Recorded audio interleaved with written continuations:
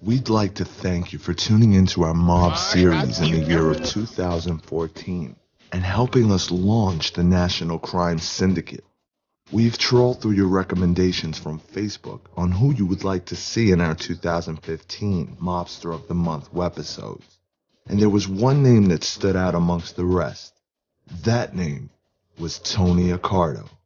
So for February 2015's edition of Mobster of the Month, we watched Joe Batters take the crown. But why have we chosen him? Let's take a trip out to find more about the Big Tuna. Tony Accardo was a ruthless, powerful, and clever man who made the Chicago outfit the most successful and lucrative crime entity in the world. He didn't get the name Batters because he was good at batting cakes. And as one outfit member stated, he had more brains for breakfast than Al Capone had in his lifetime. Tony rose from the ranks in the Chicago outfit and started off in the streets as Al Capone's bodyguard. He actually saved Capone's life on many occasions. In one event, Capone was having lunch when a car drove by with the North Side mobsters inside. The mobsters opened up on Capone, but with Accardo's quick reactions, he managed to push Capone to the floor and shield him from the attack. Accardo was willing to kill for the outfit, but also to take a bullet for the boss. Joe Batters, the famous nickname that Tony Accardo was given, was introduced to him by Al Capone, who was the mob boss for the Chicago outfit. Now legend has it that Al Capone stated, "Boy, this kid's a real Joe Batters," after Accardo beat 3 Chicago outfit traitors to death with a baseball bat at a dinner Al Capone held. It is also understood that Accardo was one of the main hitmen in the assassination of the North Side mobster Hyman Weiss in October of 1926. In 1932, Accardo was promoted to capo regime when mob boss Al Capone was sentenced to 11 years for tax evasion. Al Capone's second in command was Frank Nitti, who became the Chicago outfit boss. Accardo had already proved himself as a top earner in the outfit and an intimidating enforcer, so Nitti allowed him to run his own crew.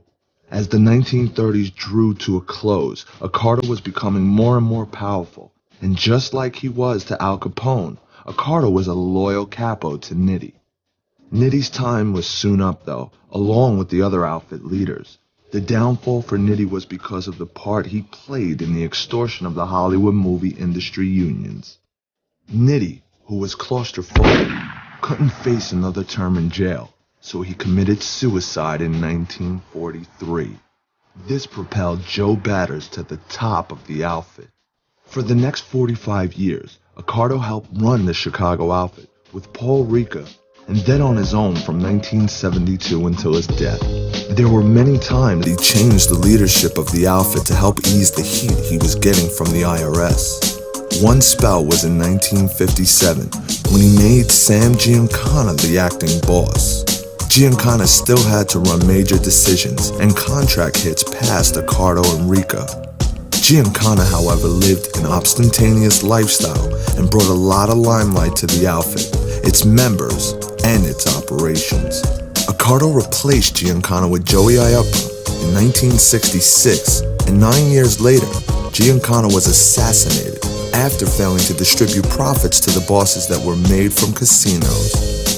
The 1940s, under the Ricca-Accardo control, was a prosperous and influential time for the outfit. It was this era when they moved into slot machines and vending machines, amongst other stuff.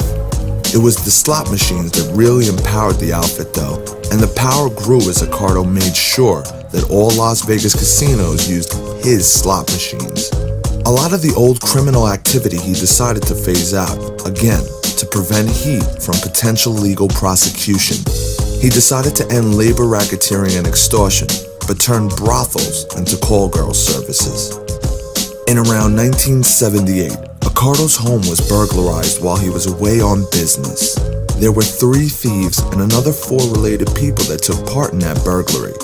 Accardo was livid with the fact that people had been into his house and violated his possessions and living space. A few weeks later, All 7 people were found strangled with their throats slashed. One of the hitmen was Nicky the Cow Calabrese, who later gave evidence that the contracts were given by Tony Accardo. During his lengthy career in the outfit, and 45 years at the helm of the outfit, Tony Accardo made some smart moves that helped him duck many charges and indictments that saw past mob bosses jailed for life or assassinated. He led the Chicago outfit into new areas of business and phased out the old ways that brought FBI heat. He controlled one family that spanned across Chicago, where New York was split into 5 families.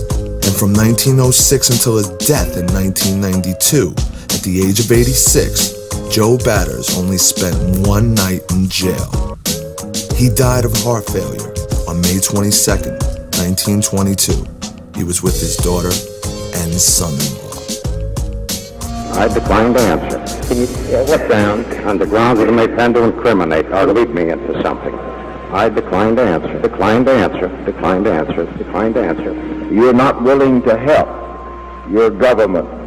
Is that correct?